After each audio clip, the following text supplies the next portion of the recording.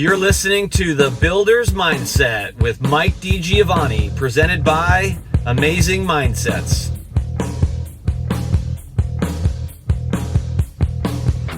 Hello. Welcome to another edition of The Builder's Mindset. If you are watching on YouTube, I first want to give you a huge thank you first. We've been loading them all up to YouTube, and we're hopeful that creates another medium that people enjoy. And if you also are listening or watching on YouTube, watching and listening on YouTube, apologies for the lighting. You got to record when you got to record. We are in Tesla Studios here right now, and we got so much going on here. We've launched another podcast in our network called Built on Faith, a faith-based podcast focusing mainly on the real estate construction and new home professionals, but we do have some offshoots on that for other folks in the ultra running and trail running community, as well as in the fitness community. And so with all of that going on, I am having to record when and where I can. And so thank you to Elon for helping me with a little bit of the steering and the navigation. I do have my attention on the road, hoping everybody's not, hopefully it doesn't bother you too much, but I had to go to a cheer competition this morning. My daughter is a senior at the local high school where we live, and she's been on the cheer team for 4 years, or fourth year now. And they just had a competition out in Riverside at Martin Luther King High School. Got to see her perform. The team, they did fabulous. They got a drop zero.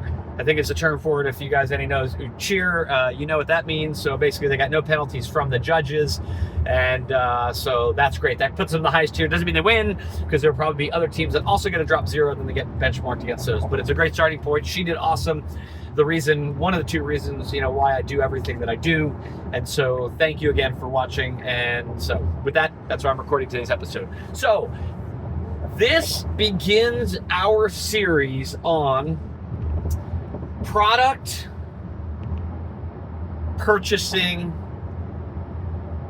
value engineering. Okay, so we'll call it product purchasing and process.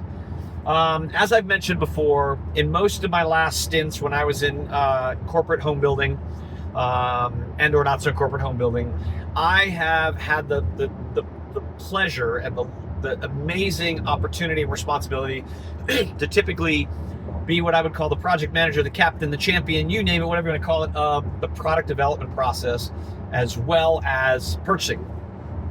And I pushed hard for that for years, because I got frustrated with getting a set of plans that were already in second or third plan check to the city, and going out to bid, having them over budget, and asking if we could change this or this, because either I saw something or my trade partner saw something, and being told, no, because we've already got that approved with the city, and we can't do that, we can't make that work. And as I started digging in a little bit further, I was like, hey, we're not controlling everything that we control. We're allowing cities to not even so much dictate, like we're giving them something. Here's what we got. We're baking the cake, and then we serve it to the folks we invite to the party, and everybody's like, I don't like carrot cake. Sorry, those of you who love carrot cake, I know there's a few of you out there. I don't not like it, but I don't want to show up to a kid's birthday party, and if I'm gonna break my clean eating, I'm like looking for something like I like lemon cake, but I'll do anything chocolate as well on the cake side, and I like vanilla cake, but but we can't take that cake and then refrost it. We can't make a single layer cake double after we frosted it. And so once I started really getting involved a little bit more and saying, hey, like, you guys, if you want me to hit budget, you got to give me a shot, at like having a say at what these plans look like, how they're designed. I started digging a little bit deeper and further into it, and getting control of the architectural and the structural plans and the energy plans and the mechanical plans. I quickly found out that wasn't enough either. Why is that? Because a lot of times, either the architect, and usually the architect has a front end group where they do these things called colored renderings. And I was finding out that by the time I got involved with the architecture, the city had already seen colored renderings of elevations. And I was once again, they saw the cake, they looked at that red velvet cake, and they were like, no, I'm not taking a carrot cake now. And we had to conform the architectural to what the planning department had already seen. So I kept pushing a little bit further and saying, hey, if we really want to control our costs in our product, we have got to get the team who's in charge of the costs, the purchasing team. We got to get them educated.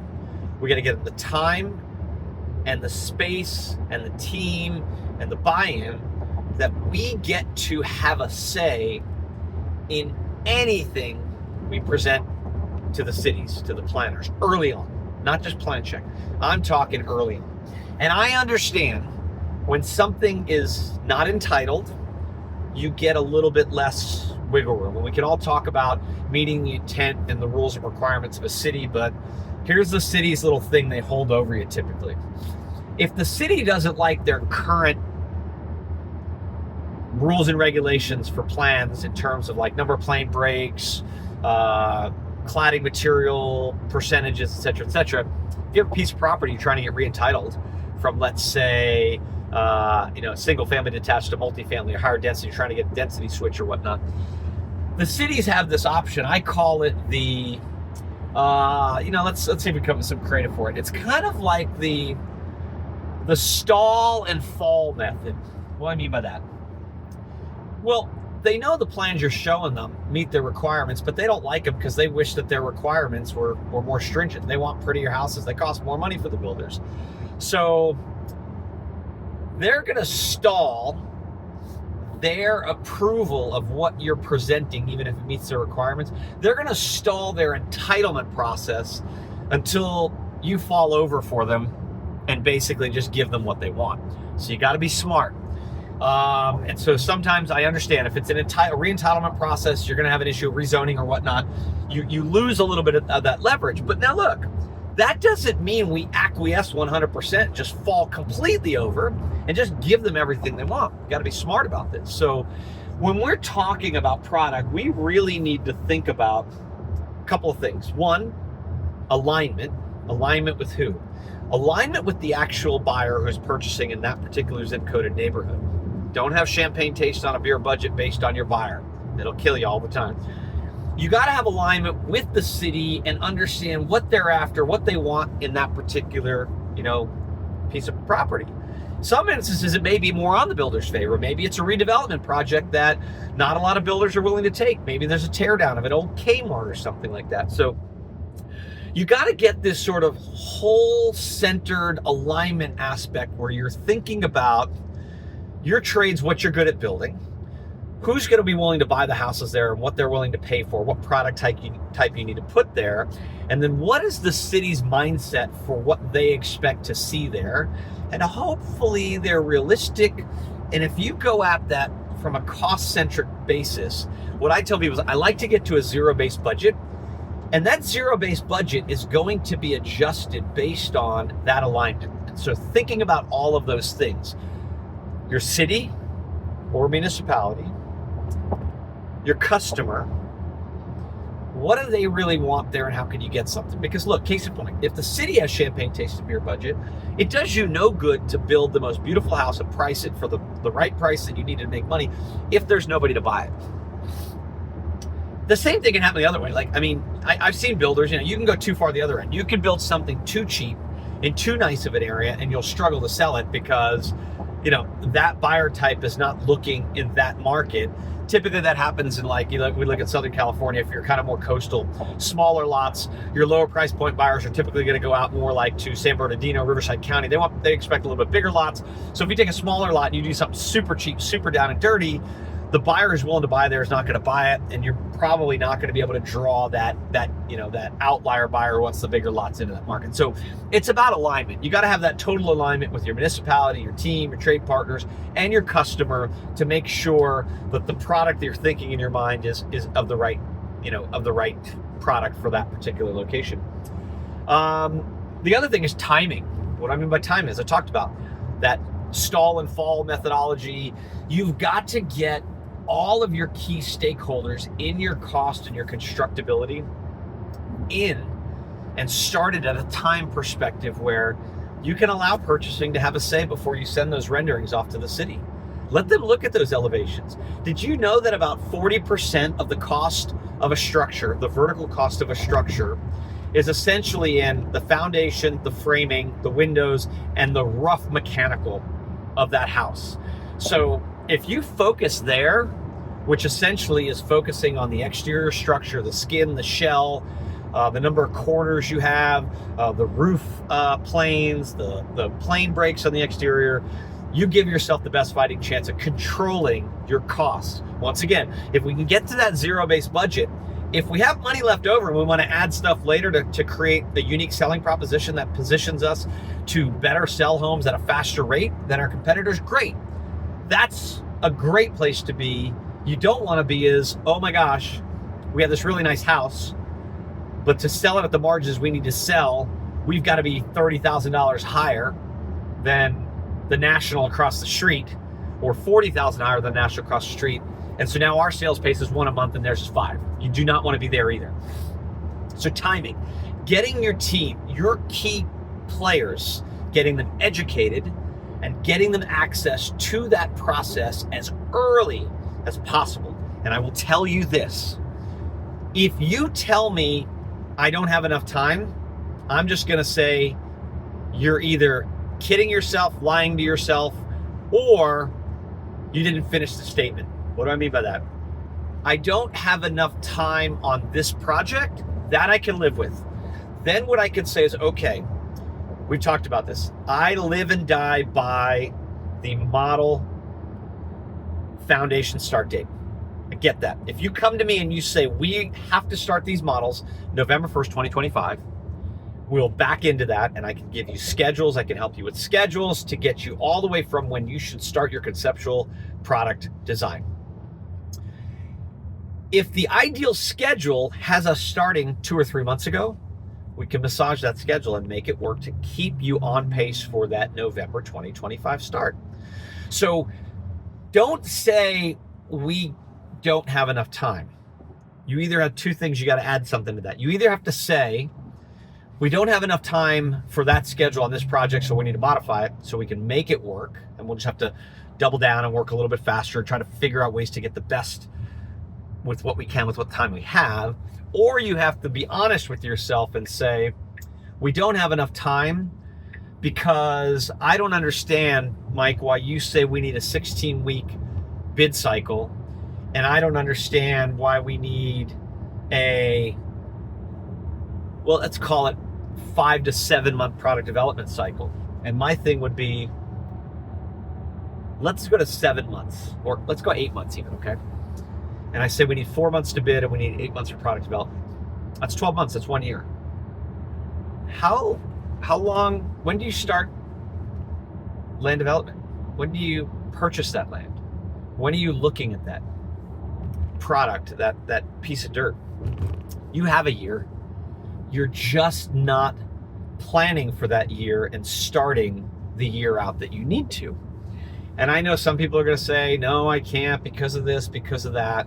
So look, if you move to library product, which everybody else I'm a big advocate of, it makes that whole process easier, and we can get that 12 months then down to more like 8 usually, even in markets like California.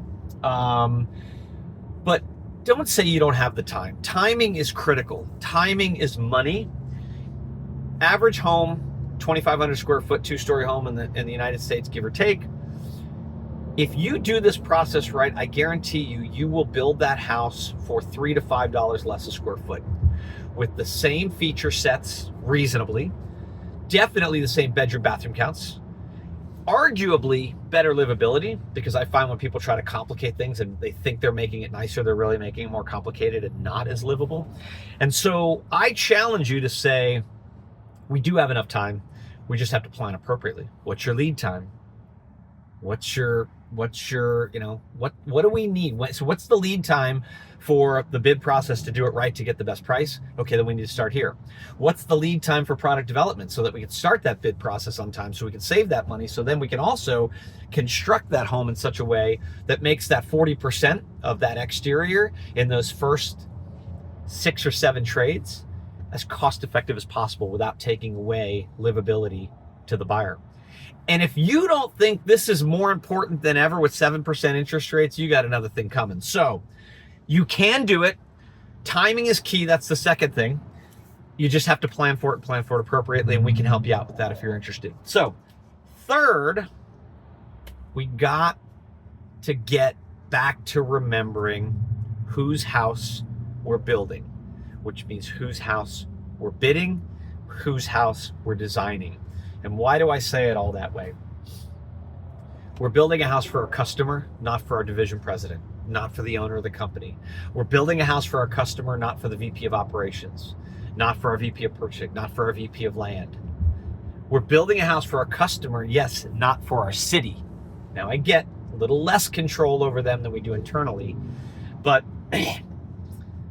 I have seen all too often, almost always, somebody inside that builder's company, division president, general manager, owner, VP of operations, VP of construction, VP of land, VP of forward planning, VP of purchasing, VP of sales, VP of design. We're building their house. And the worst thing I've seen is, God forbid, we're building all of their houses and not our customers. It's the same thing as when we're building our competitor's house. What do I mean by that? Well, Lennar's got this and there everything's included. Toll has that over there. They're 3 miles up the road where we're going to go. Dreamfinders has this. Oh, the new home company does that. So we got to do this, this, this, this, and this. And oh, guess what?